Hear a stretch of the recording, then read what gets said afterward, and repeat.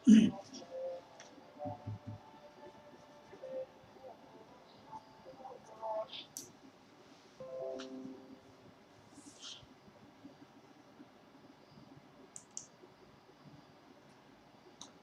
นอบน้อมแด่พระผู้มีพระภาคเจ้าพระองค์นั้นซึ่งเป็นผู้ไกลจากกิเลสตรัสชอบได้โดยพระองค์เองสวัสดีครับท่านผู้ฟังที่เคารพครับท่านผู้ฟังกำลังรับฟังรายการ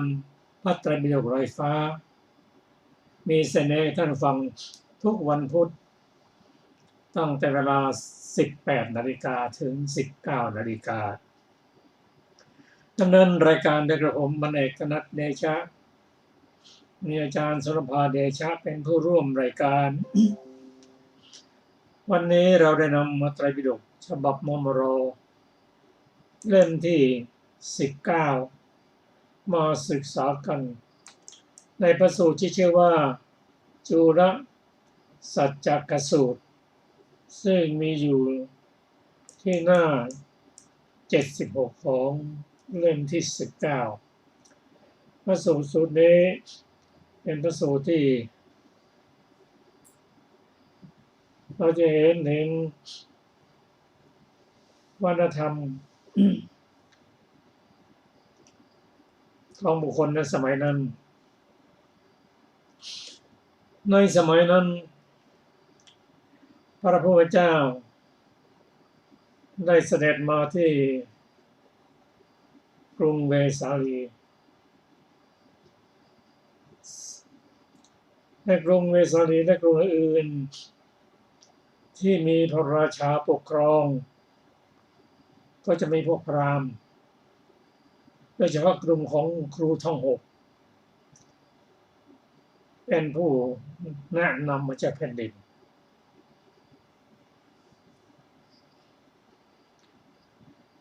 เช่นกษัตริย์ที่ครองกรุงเวสาลีนั้นได้แก่มหาลิจะชาย500นั้นก็มีพราหมณ์พวก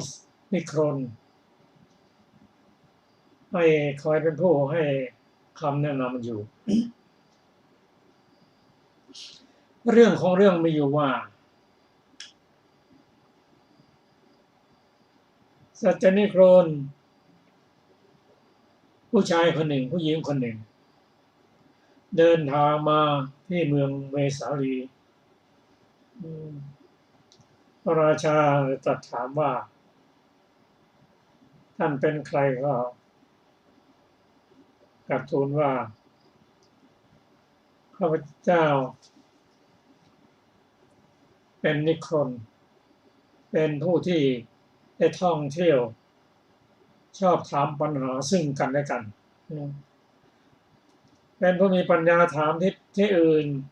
ก็ตอบไม่ได้ผู้อื่นตอบแล้วก็เดินทางต่อไปก็ผู้หญิงผู้ชายพราหมณ์นี่มาถึงกรุงเวสาลีแล้วพระราชาตรัสว่าเอาละถ้าอย่างนั้นท่านทั้งสองจงถามปัญหาซึ่งกันและกันว่าใครจะแพ้ใครจะชนะปรากฏว่าโต้ตอบกันไปโต้ตอบกันมาไม่มีใครแพ้ไม่มีชนะตอบได้เหมือนกันหมดราชาแห่งกรุงเวสาลีกล่าวว่าตรัสว่าถ้าอย่างนั้นเธอจะท่องเที่ยวไปทำไมเธอสองคนเนี่ยมีความรู้เสมอกันอยู่ในเมืองนี่แหละแต่งตั้งให้ทำที่อยู่ที่อาศัยให้ตาม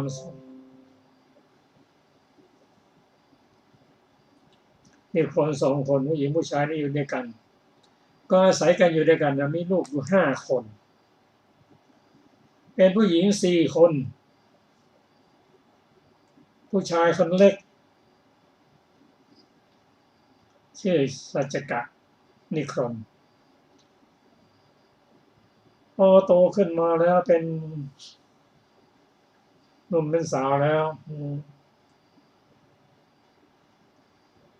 คนที่เป็นหญิงนี่คนทั้ง4 คนนั้นก็ ไม่ต้องเป็นภาระของบิดามารดาแล้วเดินทางเพื่อโต้วาทีจากเมืองนั้นสู่เมืองนี้โดยมีกิ่งว่าคอยปักไว้ที่กองทรายมั่งกิ่งว่านั้นหมายความว่าถ้าใครมาเหยียบกิ่งว่าที่ปักไว้นั้นก็แสดงว่าต้องการจะโต้วาทีซึ่งกันและกันเดินทางมาถึงสาวัตถีปักกิ่งว่าในบนกองทรายได้กล่าวว่าถ้าใครมาเหยียบมาถอนกิ่งว่านี้ก็ต้องเป็นผู้ที่จะต้องโต้วาทีซึ่งกันและกันวันนั้นภาษาริบุตรท่านไปบิณฑบาตเห็นกิ่งว่าปักที่กองทรายนั้นเด็กๆแล้วก็ยืนมองอยู่ถามเลยว่ากิ่งว่านี่ใครมาปักไว้เด็กๆก็เรียนว่าถ้าพวกนิครนผู้หญิง4 คนมาปักไว้ถ้าใครทำลายก็จะต้องโต้วาทีกันภาษาริบุตรว่าอ้าวเหยียบเลยดึงออกมาเลยผมไม่กล้าครับกลัวอะไรไม่ต้องกลัวหรอกก็ถามบอกว่าภาษาริบุตรสั่งให้ทำเด็กนั้นก็ดึงกิ่งว่าออก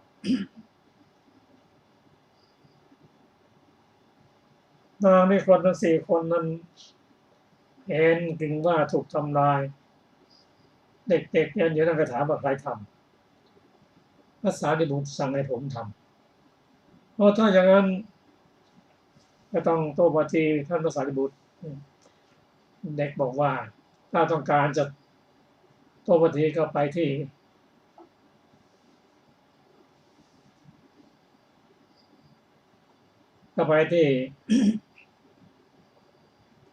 ฮักของท่านภาษาริบุตรซึ่งอยู่ในอารามของอนาถานี่กเศรษฐีนี่โครนผู้หญิงทั้ง4 คนนั้นเขาได้ตกลงกับมารดาว่าถ้าไปโต้วาทีกับใครเราชนะหรือแพ้ถ้าแพ้นั้นถ้าโต้วาทีกับผู้ชายแพ้นั้นก็จะยอมเป็นภรรยาเขาแต่ถ้าเป็นพระภิกษุแล้วก็จะขอบวชในที่นั้นปรากฏว่าทั้ง4 คนนั้นเข้าไปหาท่านพระสารีบุตรเรียนถามว่าท่านเป็นผู้ที่ดึงกิ่งมาออกและใช่นั่นเราก็ขอโต้วาทีกับท่านก็แทนเลยให้เธอเป็นฝ่ายถามก่อนแล้วเราจะตอบผู้หญิงทั้ง4 คนก็ยืนคนละมุมถามคำถามกับท่านพระสารีบุตรตั้ง1,000 คำถามพระสารีบุตรตอบได้หมดเลยสารีบุตรตอบว่าทีนี้จะเป็นคำถามของเรานะต้องตอบเรา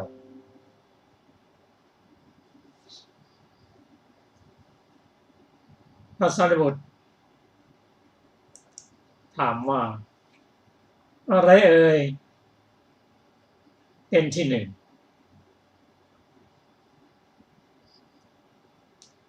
พวกนิครนผู้หญิงนั้น4 คนนั้นหันหน้าลึกลับไม่มีต้นไม่มีปลายถามว่าอะไรเป็นที่ 1พระสารีบุตร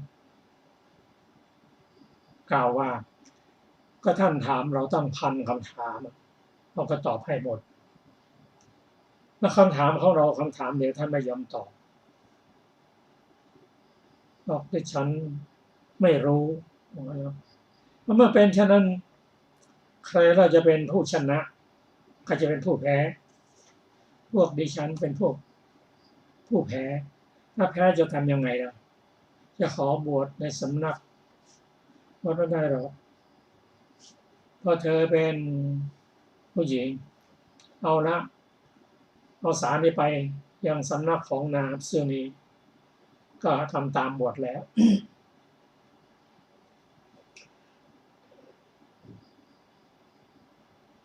นางผู้นั้น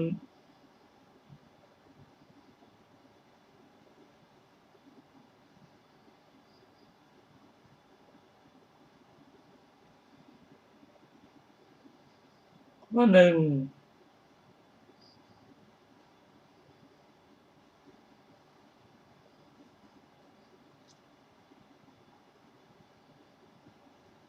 ที่ชื่อปตจราแต่เธอทั้งสี่คนนั้นชื่อสัจจาคนหนึ่งชื่อโลลาคนหนึ่งชื่อปตจราคนหนึ่งชื่อศิลาวัตกาคนหนึ่งทั้งสี่คนนั้นเป็นผู้มีปัญญาสั่งสมมาในอดีตชาติบวชได้ไม่นานก็เป็นพระอรหันต์หมด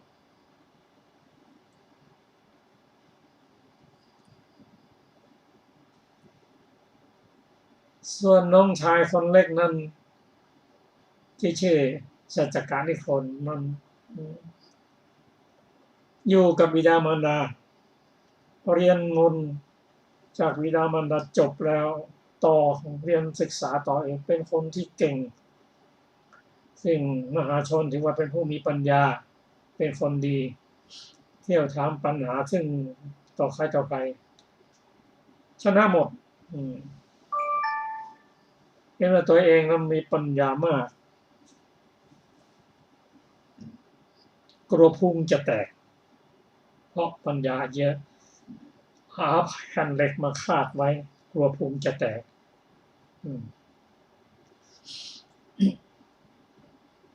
ก็ประกาศว่าเราเป็นผู้มีปัญญาโต้ตอบใครก็ไม่มีใครสู้หรอกยังไม่เห็นหมู่ใดคณะใดที่จะโต้ตอบกับเราได้โต้ตอบกับเราแล้วก็หวั่นไหวเหงื่อแตกอย่าว่าพูดกับคนเลยพูดกับเสาไฟฟ้าเข้าไปพูดกับเสาไม่มีชีวิตก็ยังหวั่นไหวได้เลยทำไมกับสัตว์ที่หรือมนุษย์นั้นก็คงรู้ข่าวว่าพระผู้เป็นเจ้าและประสงค์ของพระองค์เสด็จมาประทับอยู่ที่กรุงเวสาลีก็คงไต่ถามรู้จักพระปัญจวัคคีย์หมดอัญญาโกฏัญญะวัปปะปัจจยะมหานามาและอัสสชิ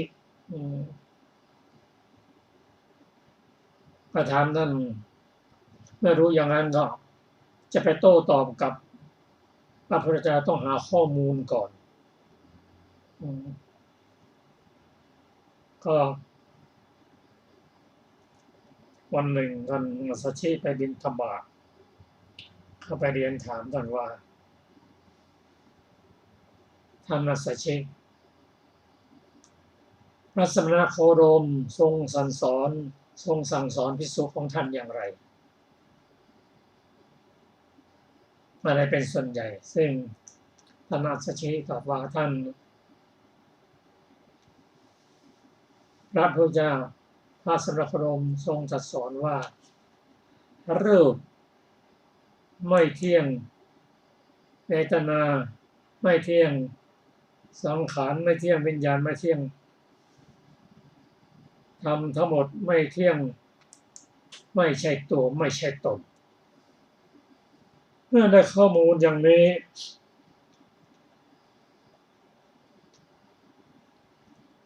ข้อมูลนี้ตรงกันข้ามกับคำสอนของนิครนนั้นเขาถือว่าเป็นตัวเป็นตนรูปเวทนาสัญญาสังขารเป็นตัวเป็นตนและที่สำคัญนั้นเขาถือว่ากาย มีความสำคัญยิ่งกว่าจิตโดยเฉพาะเรื่องกรรมนั้นเขาคิดว่าการทำกรรมดีกรรมชั่วเขาใช้ร่างกายทำทั้งนั้นจิตจะทำอะไรเพราะฉะนั้นกายที่มีความสำคัญยิ่งกว่าจิตจะมีอะไรเมื่อได้ข้อมูลแล้ววันนี้ก็เดินทางไปยังที่ประชุม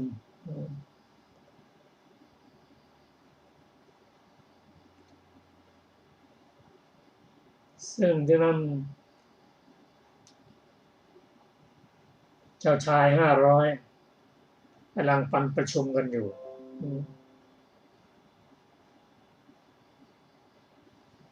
ก็เข้าไปหาแล้วก็เพราะว่าสัจจกานิโคลนนั้น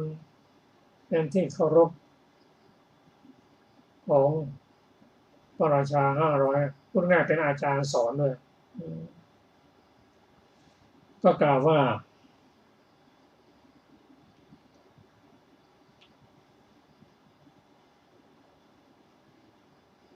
ท่านทั้งหลายทั้ง500นั้นไปกับเราเถิดมาประเด็นไปด้วยกันเราจะโต้วาทีสนทนากับพระพุทธเจ้าไปร่วมกันพระราชา500ก็ไปด้วยแต่เขาคิดว่าแบ่งเป็น2 ฝ่ายหนึ่งว่าโอ้พระพุทธเจ้าจะสู้ได้หรืออีกฝ่ายหนึ่งบอกสัจจนิโคลนจะสู้พระพุทธเจ้าได้ยังไงยังก็ไปเรื่องนี้ท่านสัชชีได้กราบทูลพระพุทธเจ้าแล้ว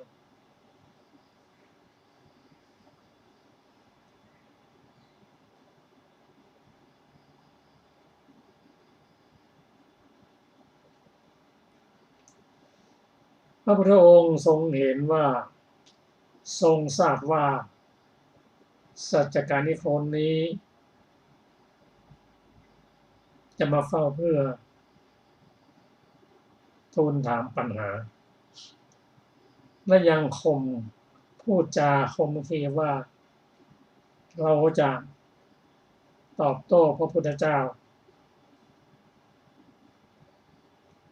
ทำคำสอนให้ตกไปจะเบียนคำสอนพระพุทธเจ้าเหมือนจับแกะที่คนอยากเวียงไปเวียงมาอย่างนั้นพระองค์ย่อมหวั่นไหวประมาณ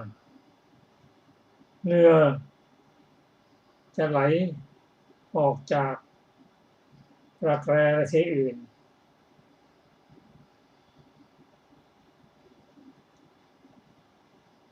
พระองค์ทรงทราบเลยนะ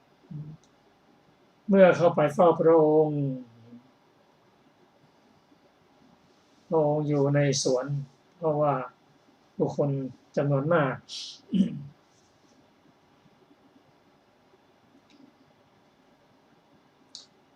เมื่อมาถึงแล้ว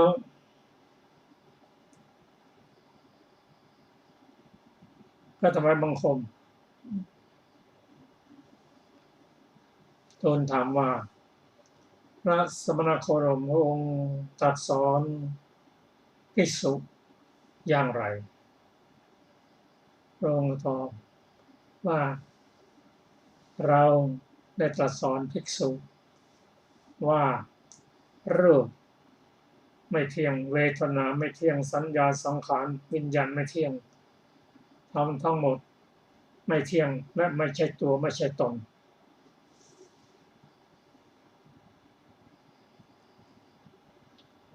เมื่อเป็นอย่างนั้นก็กลับทูลว่า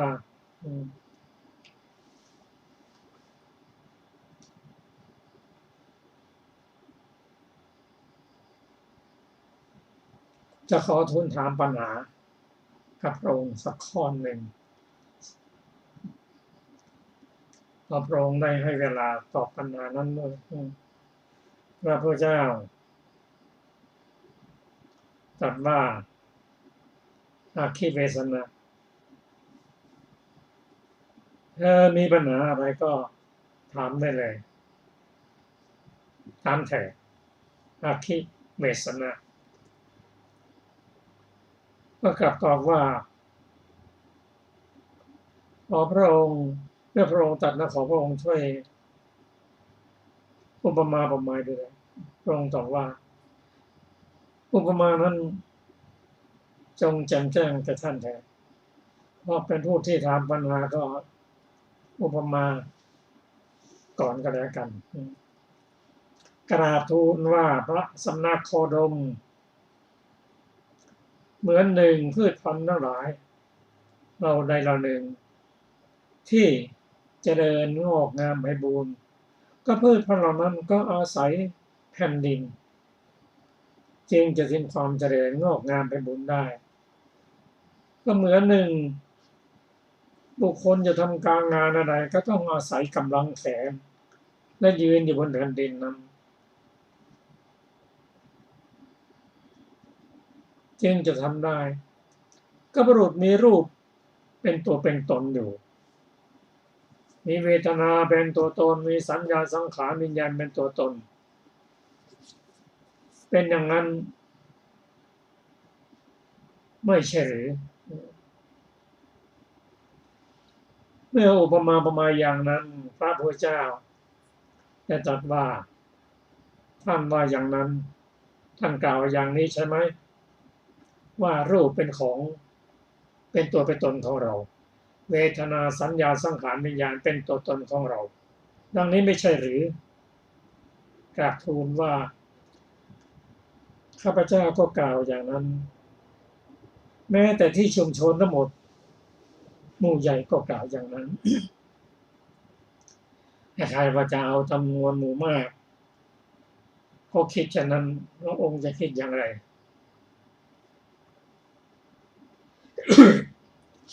ซึ่งเรื่องนี้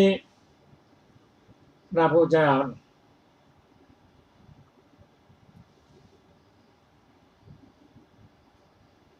ตรัสว่าท่านมารูปเป็นตัวตนของเราเวทนาสัญญาสังขารเป็นตัวตนของเราใช่ไหมก็ข้าพระองค์กล่าวอย่างนั้นเอาแล้วถ้าอย่างนั้นเราจะถามท่านเฉพาะข้อนี้ท่านเห็นอย่างไรก็กล่าวแก้กล่าวตอบกันแล้วกัน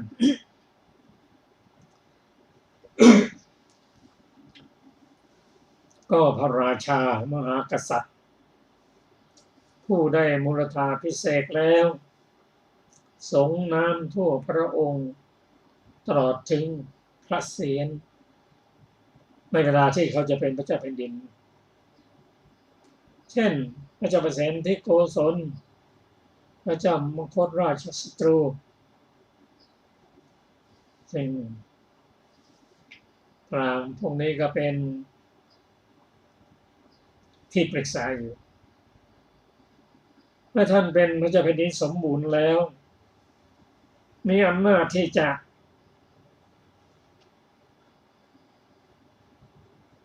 ฆ่าคนที่ควรฆ่าริบทรัพย์ในบุคคลที่ควรริบแม้ในประเทศบุคคลที่ควรในประเทศต้องเป็นไปตามนั้นในพระราชอาณาเขตของพระองค์ใช่หรือไม่ใช่กราบทูลว่าใช่ถูกต้องเพราะพระราชาผู้ได้มูลธาพิเศษและย่อมมีอำนาจที่จะลงโทษใครก็ได้จะขับออกจากอาณาเขตก็ได้ริบทรัพย์ได้หมด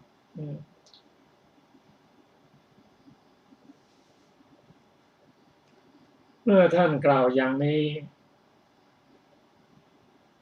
ท่านว่าท่านมีรูปที่เป็นของตนมีอำนาจเป็นไปในชีวิตร่างกายของท่านนั้น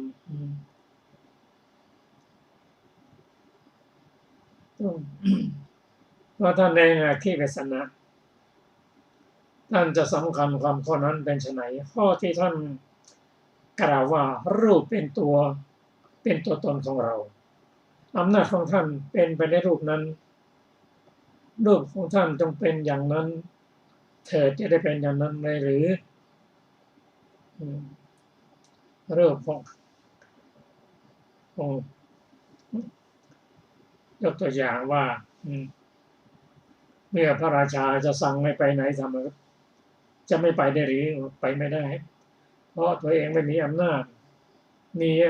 อยู่ใต้อำนาจของพระราชา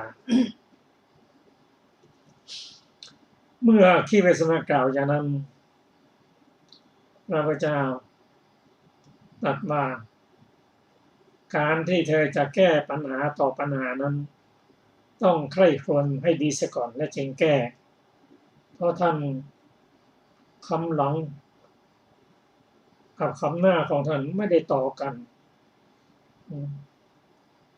ตั้งปัญหาแล้วก็ไม่ตอบตรงกับที่ได้กล่าวไว้ก็พระพุทธเจ้าได้ยกตัวอย่างนี้จนศาสการนิคมไม่กล้าตอบพระองค์ทรงตรัสถาม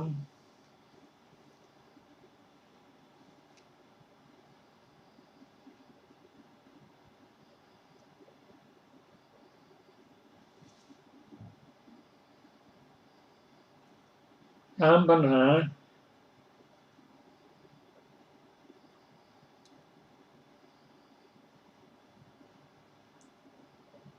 ว่ารูปเที่ยงหรือไม่เที่ยงกราบทูลว่าไม่เที่ยงทุกข์หรือสุขเป็นทุกข์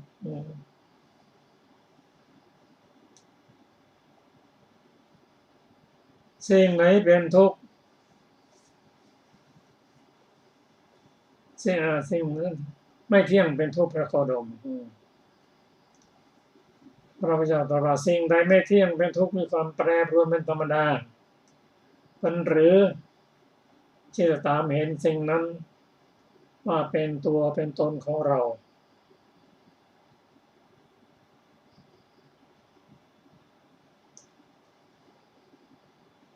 กราบทูลว่าไม่ควรเลยพระองค์ตรัสว่าอธิเวสนะท่านจะสำคัญความข้อนั้นไม่ใช่ไหนเมื่อเป็นเช่นนี้ท่านก็ติดทุกข์อยู่เข้าไปถึงทุกข์แล้วก็ยินดีในทุกข์แล้วตามเห็นทุกข์ว่าเป็นของเราเราเป็นส่วนนั้นเป็นตัวของเราดังนี้ไม่ใช่หรือ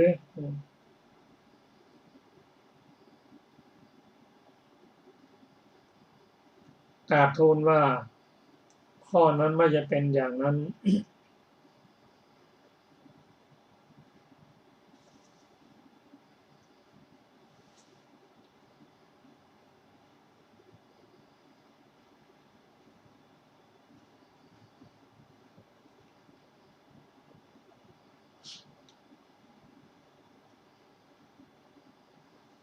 พระองค์ตรัสว่าไหนว่าจะโต้ตอบกับเราแล้วตถาคตจะประมาทสั่นหวั่นไหวมีเหงื่อใครไหลออกจากรักแร้ก็ดีดูที่ส่วนในปัจจุบันต้องดูท่านดูจากขณะนี้เหงื่อของท่านไหลจากหน้าเหงื่อรักแร้เขาออกส่วนตถาคตวันนี้เลย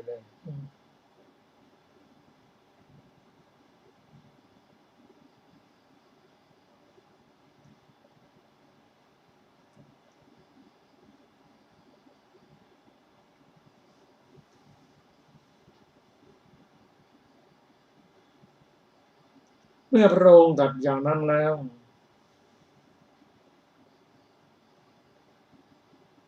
สัจจการนิคมนั่งนิ่งเก้อเขินไม่มีปฏิภาณที่จะโต้ตอบกับพระพุทธเจ้าซึ่ง คำถามหนึ่งที่พระองค์ตรัสถามมาแล้วสัจจานิพนธ์ตอบไม่ได้นั่งนิ่งครั้งที่หนึ่ง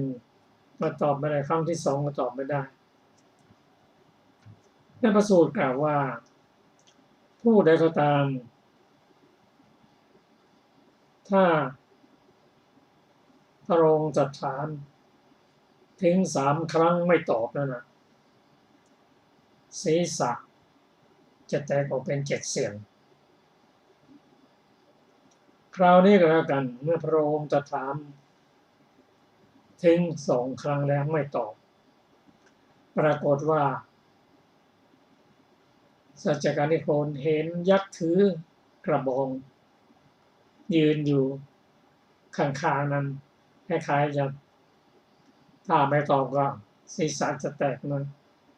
ที่พระสูตรนี้กล่าวว่า ผู้ที่เห็นมีอยู่2 ท่านเท่านั้นคือพระพุทธเจ้ากับสัจจานิโคลนสัจจานิโคลนที่ยอมแพ้ถ้าทูลว่าตอบไม่ได้แต่ในการโต้ตอบนั้น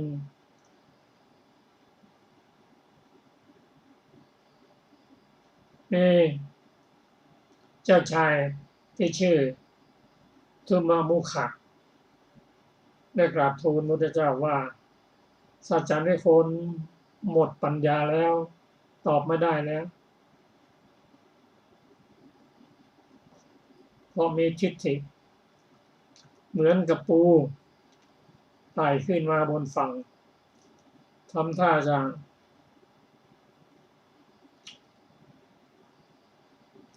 กล้ามไปทางโน้นทางนี้เด็กๆต้องก็หักขาหักกล้ามออกจนไม่มีเหลือแล้วลงในน้ำไม่ได้แล้วจะเป็นอาหารแก่ปลาปรุงว่าแก่ปลาต่อไปสัจจานิโคลนก็เช่นเดียวกันซึ่งกับทูลว่าซึ่งสัจจานิโคลนก็ว่าเงียบเสถียรคุณพูดมากก็แล้วเราไม่ได้สนทนากับคุณเราสนทนากับพระผู้เป็นพระเจ้าแล้วก็กล่าวคำยุติว่าพรุ่งนี้ ขอนิมนต์พระพุทธเจ้าพร้อมด้วยพระสงฆ์ไปรับไปฉันพระทหารที่คฤหาสน์ของข้าพระองค์แล้วก็กล่าวกับว่าพวกเจ้าได้ฉวี500นั้นต้องเตรียมอาหารไว้นะพรุ่งนี้เราจะถวายอาหารพระพุทธเจ้ารับโดยฤาษีแล้วก็ตอนเช้าก็เสด็จไปฉันพัดที่คฤหาสน์ของสัจจการนิโคลนพระองค์วางบาตรเอามือออกจากบาตรแล้วฉันเรียบร้อยแล้วกราบทูลว่าทานทั้งหมด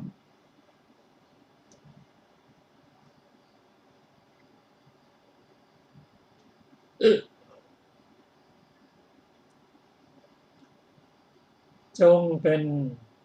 ของเป็นบุญกุศลแก่ทายกซึ่งพระพุทธเจ้าตรัสว่า ทานทั้งหมดของเจ้าชายทั้ง500ที่ถวายแก่ภิกษุผู้ยังเป็นปุถุชนยังไม่มีเกศเช่นเทนั่นแหละจงเป็นของทายกส่วนแท้ที่ถวายแก่พระสงฆ์เช่นเรานั้นผู้สิ้นราคะโทสะโมหะแล้วบุญกุศลนั้นจงเป็นของแท้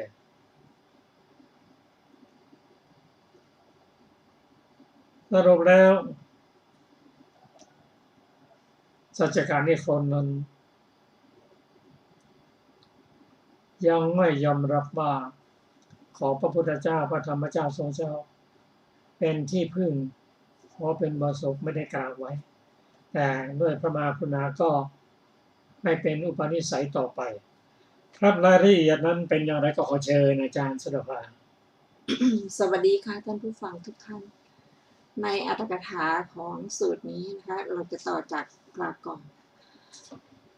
สัจจานิโครนี้เป็นน้องชายของนางปริภาชิกา4 คนนั้นเป็นผู้มีปัญญายิ่งกว่านาง4 คนเหล่านั้นได้เรียนพันวาทะแต่สำนักของมารดาบิดา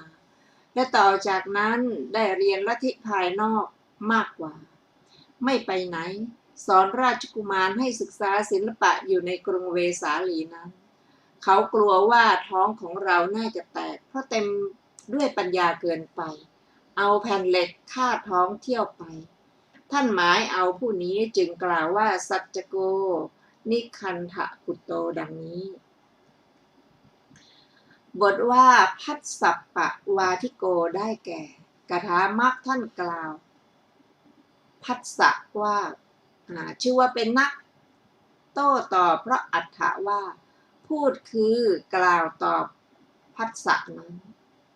บทว่าปันดิตวาโทได้แก่พูดยกตนว่าเป็นบัณฑิตบทว่าสาธุสัมมโตพหุชนัสสะความว่าย่อมอ้างสิ่งใดๆมาด้วยนักขัตตวาลโดยมากสิ่งนั้นย่อมเป็นอย่างนั้นเพราะฉะนั้นชนเป็นอันมากย่อมยกว่าเป็นเจ้าลัทธิดีเจริญบทว่าวาเทนะวาทังสมารัตโธได้แก่ยกความผิดขึ้นด้วยคาถามักบทว่าอายสมาสัจฉิได้แก่พระอัสสชิเถระเป็นอาจารย์ของพระสารีบุตรเถระบทว่าชังคาวิหารังอนุจังกะมะมาโนความว่าจงกรมอยู่จากพระตำหนักของเจ้าลิชวีนั้นๆเพื่อไปยังพระตำหนักนั้นๆบทว่าเยนายสมาอัสสชิเตปสังกมิความว่าถามว่าเข้าไปหาเพราะเหตุไรตอบว่าเพื่อรู้ลัทธิได้ยินว่าสัจจกนิโครนได้มีความคิดอย่างนี้ว่า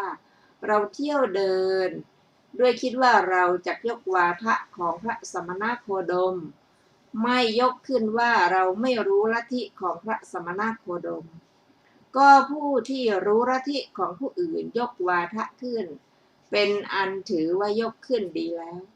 ส่วนพระอัสสชิเถระนี้ปรากฏเป็นสาวกของพระสมณโคดมท่านเป็นผู้ฉลาดในลัทธิของศาสดาของตนเราถามลัทธินั้นแล้วยังถ้อยคำให้ตั้งอยู่แล้วจักยกวาทะต่อพระสมณโคดมดังนี้เพราะฉะนั้นจึงเข้าไปหาบทว่าวิเนติความว่าสัจจานิโครนถามว่าสมณโคดมแนะนำอย่างไรให้ศึกษาอย่างไรดังนี้ก็เพราะเมื่อพระเถระกล่าวว่าเป็นทุกข์ย่อมเป็นโอกาสแห่งการโต้แย้งก็มรรคผลมาแล้วโดยปริยายว่าเป็นทุกข์เมื่อพระเถระกล่าวว่าทุกข์ดังนี้สัจจานิโครนนี้พึงถามพระเถระว่าอัสสชิผู้เจริญท่านบวชเพื่ออะไรจากนั้นพระเถระตอบว่าเพื่อมรรคผลพึงยกความผิดขึ้นว่าอัสสชินี้ไม่ใช่คำสอนของท่านนั้นความอาฆาตอย่างแรงความแออัดในนรกนั้นไม่มีเพื่อความสุขของท่านท่านจะมาลุกลี้ลุกลนเชี่ยวนำทุกข์ให้เสื่อมโทรมฉะนั้นไม่ควรทำปริยายกถาแก่ผู้เป็นนักโต้ตอบคิดว่าเขาจะตั้งอยู่ไม่ได้ฉันใดเราจะกล่าวคาถาโดยตรงแก่เขาฉันนั้นจึงยกพระดำรัสนี้ว่ารูปังภิกขเวอนิจจังเป็นต้นด้วยอำนาจอนิจจังอนัตตาบทว่าทุสุตังคือไม่ควรฟังบทว่าสันถาคาเรได้แก่ศาลาคืออาคารที่ประชุมสอนอัฏฐะแก่ราชตระกูลบทว่าเยนะเตลิชวีเตนุปสังกมิความว่าได้ยินว่าสัจจกนิโครนนั้นได้มีความคิดอย่างนี้ว่าเราไม่ยกวาทะต่อพระสมณโคดมเพราะไม่รู้ลัทธิในการก่อนแต่เดี๋ยวนี้เรารู้ลัทธิอันพระมหาสาวกของพระสมณโคดมนั้นกล่าวแล้วก็แหละฤชวี500เหล่านี้เป็นศิษย์เรามาประชุมกันแล้ว เราจักไปพร้อมกับลิชวีเหล่านั้นแล้วยกวาทะขึ้นต่อพระสมณโคดมดังนี้เพราะฉะนั้นจึงเข้าไปหาบทว่ายาตะยะยัตตะเรนะความว่าบรรดาพระปัญจวัคคีย์เถระผู้มีชื่อเสียงเหล่านั้นรูปใดรูปหนึ่งบทว่าปฏิทิตังความว่าพระอัสสชิเถระนั้นยังดำรงอยู่ฉันใดสมณโคดมจักดำรงอยู่ฉันนั้นเมื่อเป็นเช่นนั้นเขาจักกล่าวข้ออื่นอีกบัดนี้เมื่อจะหันหลังกลับจึงทูลว่าเราจะทำอะไรก็ได้ในที่นั้นบทว่าอากัจฉยะได้แก่พึงกระชากให้หันหน้ามาหาตนบทว่าปริกะชัยะความว่าพึงดึงมาให้หมอบอยู่ข้างหน้าบทว่าสัมปริกะเชยความว่าฉุดกระชากอยู่ไปมาบทว่าโสนทิชุตโตแปลว่านักเลงสุราบทว่าถาลังกันเนข้าเหตวาความว่าผู้ใคร่จะล้างกระทะสำหรับกลั่นสุราจับที่หูทั้งสองแล้วสลัดกากทิ้งบทว่าโอทุนายะได้แก่เทคว่ำหน้าบทว่านิชะมยะได้แก่หงายหน้าขึ้นบทว่านิโปทยะได้แก่พึงกระแทกบ่อยๆมนุษย์นำเอาเปลือกป่านมัดเป็นกำๆแช่น้ำเพื่อทำผ้าป่านในบทว่าสานโทวิกังนามะนี้ในวันที่3เปลือกป่านเหล่านั้นเป็นของเปียกชุ่มดีต่อมาพวกมนุษย์นำเอาน้ำส้มข้าวต้มและสุราเป็นต้นไปที่นั้นถือเอากำป่านไปทุบบนแผ่นกระดาน3 หนข้างขวาข้างซ้ายหรือข้างหน้าบนแผ่นกระดานข้างขวาหนหนึ่งข้างซ้ายหนหนึ่งข้างหน้าหนหนึ่งกินพลางดื่มพลางเคี้ยวกินพลางน้ำส้มข้าวต้มและสุราเป็นต้นช่วยกันล้างสุราเป็นต้นเป็นกีฬาใหญ่ช้างของพระราชาเห็นกีฬานั้นแล้วลงน้ำลึกเอางวงดูดน้ำแล้วเล่นพ่นบนกระพองหนหนึ่งบนหลังหนหนึ่งที่สี่ข้างทั้งสองหนหนึ่งบนระหว่างหลังหนหนึ่งเพราะอาศัยเหตุนั้นการเล่นกีฬานั้นเรียกชื่อว่าเล่นซักป่าสัจจนิโครนหมายเอาการเล่นนั้นจึงกล่าวว่าเล่นกีฬาซักป่าในบทว่ากิงโสภวะมาโนสัจจโกนิคันทะปุตโตโยภควโตวาธัมอาโรเปสตินี้มีอธิบายว่าสัจจะกะนิคันทะบุตรจักโตวาทะกับพระผู้มีพระภาคเจ้าสัจจนิโครนั้นเป็นอะไรเป็นยักษ์หรือเป็นพระอินทร์หรือเป็นพระพรหมที่จะโต้วาทะกับพระผู้มีพระภาคเจ้าส่วนมนุษย์ตามปกติไม่อาจเพื่อจะโต้วาทะกับพระผู้มีพระภาคเจ้าได้ดังนี้บทว่าเตนะโขปนะสนเยนะความว่าในสมัยที่สัจจกะเข้าไปสู่อารามถามว่าเข้าไปในสมัยไหนตอบว่าในสมัยเที่ยงตรงถามว่าเพราะเหตุไรภิกษุทั้งหลายจึงจงกรมอยู่ในสมัยนั้นตอบว่าเพื่อบรรเทาถีนมิทะมีโภชนะอันประณีตเป็นปัจจัยอีกอย่างหนึ่งภิกษุเหล่านั้นประกอบความเพียรในเวลากลางวันเมื่อภิกษุผู้เช่นนั้นจงกรมอาบน้ำภายหลังอาหารให้ร่างกายได้รับความสบายแล้วนั่งบำเพ็ญสมณธรรมจิตก็มีอารมณ์แน่วแน่เป็นหนึ่งบทว่าเยนะเตภิกขุความว่าได้ยินว่าสัจจกะนิคันธบุตรนั้นคิดว่าพระสมณโคดมอยู่ที่ไหนจึงเที่ยวไปรอบคิดว่าจักถามแล้วเข้าไปเมื่อมองดูเห็นพวกภิกษุผู้ถือผ้าบางสกุลเป็นวัดจงกรมอยู่บนจงกรมใหญ่เหมือนช้างป่าจึงได้ไปยังสำนักของภิกษุเหล่านั้นคำมีอาที่ว่าเยนะเตภิกขุสัจจกะนิคันธบุตรกล่าวหมายถึงเอาภิกษุนั้นบทว่ากหังนุโขโภความว่าพระโคดมผู้เจริญนั้นอยู่ในอาวาสในถ้ำหรือมณฑปไหนบทว่าเอสะอัคคิเวสนะภัควาความว่าได้ยินว่าในการนั้นในเวลาใกล้รุ่ง พระผู้มีพระภาคเจ้าทรงเข้ามหากรุณาสมาบัติทรงแผ่ข่ายคือพระสัพพัญญุตญาณไปในหมื่นจักรวาลเมื่อทรงตรวจดูสัตว์ที่ควรแนะนำให้ตรัสรู้ทรงเห็นว่าพรุ่งนี้สัจจกนิคันธบุตรต้องการพาเอาเจ้าลิชวีบริษัทเป็นจำนวนมากจักมาโต้วาทะกับเราดังนี้ฉะนั้นทรงชำระพระวรกายแต่เช้าตรู่มีภิกษุสงฆ์เป็นบริวารเสด็จเที่ยวบิณฑบาตในกรุงเวสาลีเสด็จกลับจากบิณฑบาตทรงดำริว่าเราจะนั่งในที่สบายเพื่อจะประทับนั่งในบริษัทมีจำนวนมากจึงไม่เสด็จเข้าไปพระคันธกุฎีประทับนั่งพักกลางวันที่โคนต้นไม้แห่งหนึ่งในป่ามหาวันภิกษุเหล่านั้นมาแสดงวัดแด่พระผู้มีพระภาคเจ้าถูกสัจจนิครนถามเมื่อจะแสดงพระผู้มีพระภาคเจ้าผู้ประทับนั่งแล้วในที่ไกลจึงกล่าวว่าอคิเวสนะนั่นพระผู้มีพระภาคเจ้าดังนี้บทว่ามหาติยาลิชวิปริสายะสัจจิงมีอธิบายว่าเจ้าลิชวีประมาณ500แวดล้อมข้างล่างเจ้าลิชวีเหล่านั้นเป็นลูกศิษย์ของสัจจกะนั้นส่วนสัจจกะภายในกรุงเวสาลีพาเอาเจ้าลิชวีประมาณ500ฟังแล้วว่าผู้ต้องการจะโต้วาทะเข้าไปเฝ้าพระผู้มีพระภาคเจ้าดังนี้โดยมากพวกมนุษย์พากันออกไปด้วยคิดว่าเราจะฟังการสนทนาของบัณฑิต2 คนบริษัทมีจำนวนมากอย่างนี้กำหนดนับไม่ได้เลยคำนั้นสัจจกะกล่าวแล้วหมายถึงบริษัทนั้นบทว่าอัญชลีปนาเมตตวาความว่า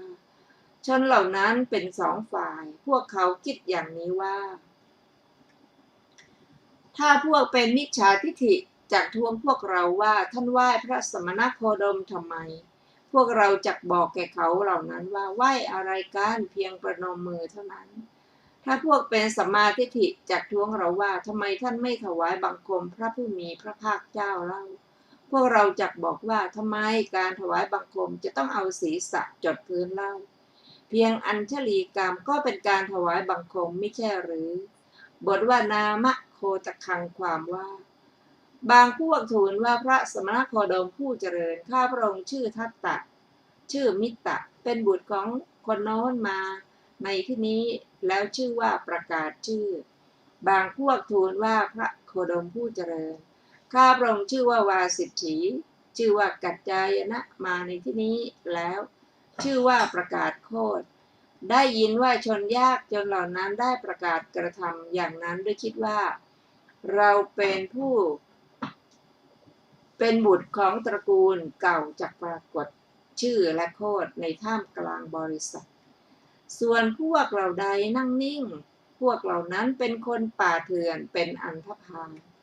บรรดาชนเหล่านั้นคนป่าเถื่อนคิดว่าคนผู้ทำการสนทนากันคำ2 คำเป็นผู้คุ้นเคยกัน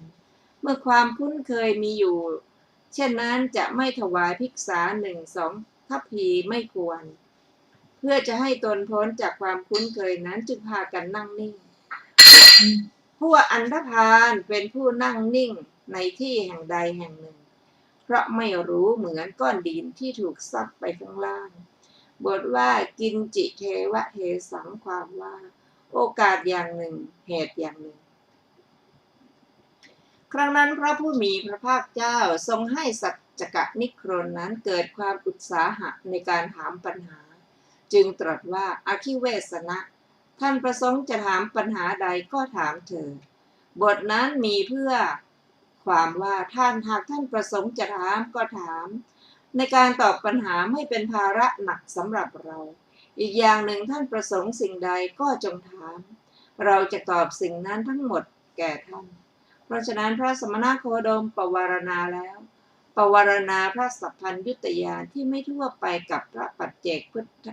อัครสาวกและพระมหาสาวกก็ท่านเหล่านั้นไม่กล่าวว่าหากท่านประสงค์จะกล่าวว่าพวกเราฟังแล้วจักทราบดังนี้ส่วนพระพุทธเจ้าทั้งหลายย่อมปวารณาสัพพัญญุตญาณแก่ยักษ์ จอมคนเทพสมณพราหมณ์และปริพาชกเหล่านั้นว่าดูก่อนผู้มีอายุหากท่านประสงค์ก็จงถามเถิดหรือว่าดูก่อนมหาราชหากพระองค์มีพระราชประสงค์ก็จงถามว่าก็ต้องถามหรือว่าดูก่อนท้าววาสวะท่านสนใจปัญหาอย่างใดอย่างหนึ่งจงถามเราเถิดเราจะตอบปัญหานั้นๆให้ถึงที่สุดแก่ท่านหรือว่าดูก่อนภิกษุถ้าอย่างนั้นเธอนั่งบนอาสนะแล้วเพื่อประโยชน์แก่เท้าสักกะเป็นต้นอย่างนี้ว่าโกณฑัญญะพวกเธอจงตอบปัญหาทั้งหลายพวกฤาษีผู้มีความรู้ดีย่อมขอร้องเธอโกณฑัญญะทำในหมู่มนุษย์นี้ย่อมถึงความเจริญนั่นเป็นภาระเที่ยวไป3 ครั้งในเวลาสรพังคดาบทในสัมภวชาดกและในชมพูทวีปอย่างนี้ว่าท่านผู้เจริญทั้งหลายได้โอกาสแล้วจงถามปัญหาอย่างใดอย่างหนึ่งทั้งตั้งใจไว้ก็เรารู้โลกนี้โลกหน้าด้วยตนเองจักตอบปัญหาให้ถึงที่สุดแก่พวกท่านดังนี้ไม่เห็นผู้ทำที่สุดแห่งปัญญาทั้งหลายปัญหาทั้งหลายถูกสุจิรกะพราหมณ์ถามปัญหาเมื่อโอกาสอันพระองค์กระทำแล้วมีพระชน7 พรรษาโดยกำเนิดทรงเล่นฝุ่นที่ถนนทรงนั่งขัดสมาธิระหว่างวิถีทรงปวารณาพระสัมพันยุตยานว่าเชิญเถิดเราจักบอกปัญหาแก่ท่านประกาศที่เป็นผู้ฉลาดอันหนึ่งพระราชาทรงทราบข้อนั้นหากจักทรงกระทำหรือไม่ทรงกระทำดังนี้เมื่อปวารณาพระสัพพัญญุตญาณอันพระผู้มีพระภาคเจ้าทรงปวารณาอย่างนี้สัจจนิโครนมีใจชื่นชมเมื่อจะทูลถามปัญหาจึงได้กล่าวคำเป็นต้นว่ากะถังปนาโพโคตมะดังนี้พระผู้มีพระภาคเจ้าตรัสแก่สัจจกะนิโครนนั้นว่าท่านผู้เจริญท่านเห็นสาวกกล่าวคำอื่นพระศาสดาตรัสคำอื่นเรากล่าวแล้วไม่ใช่หรือว่าสาวกของพระสมณโคดมตั้งอยู่แล้วฉันใดพระสมณโคดมจักตั้งอยู่ฉันนั้นเราก็ยกวาทะอย่างนั้นเมื่อจักตัดโดยกำหนดที่พระอัสสชิเถระกล่าวแล้วในหนหลังว่าโอกาสแห่งคำของนิโครนจงอย่ามีอย่างนี้ว่าก็นิโครนนี้ย่อมกล่าวคำอื่นเราอาจจะทำอะไรก็ได้ในที่นั้นจึงตรัสคำเป็นต้นว่าเอวังโขอหังอคิเวสนะดังนี้บทว่าอุปมามังโพโคตมะปฏิภาติสัจจกะนิโครนกล่าวว่าพระโคดมผู้เจริญอุปมาข้อหนึ่งย่อมปรากฏแก่ข้าพระองค์จะนำอุปมานั้นมาบทว่าปฏิภาตุตังอคิเวสนะพระผู้มีพระภาคเจ้าได้ตรัสว่าอคิเวสนะอุปมาจงปรากฏแก่เธอคือว่าสัจจกะนิโครนคุ้นเคยแล้วจงนำอุปมานั้นมาบทว่าพละการณียาความว่าการงานมีกสิกรรมและพาณิชยกรรมต้องทำด้วยกำลังแขนบทว่ารูปัตยาตายังปริสะปุคโลความว่าชื่อว่ารูปัตตาเพราะอัฏฐะว่าเขามีรูปเป็นตนท่านแสดงบุคคลผู้ถือว่ารูปเป็นตนตั้งอยู่บทว่ารูเปปฏิฐายะความว่าตั้งอยู่ในรูปที่ถือว่าเป็นตนในรูปนั้นเป็นตนตั้งอยู่บทว่ารูเปปฏิฐายะความว่าตั้งอยู่ในรูปที่ถือว่าตนเป็นตนในรูปนั้นบทว่าปุญญังวาอปุญญังวาปัสสวติคือย่อมได้กุศลหรืออกุศลแม้บทมีเวทนาเป็นต้น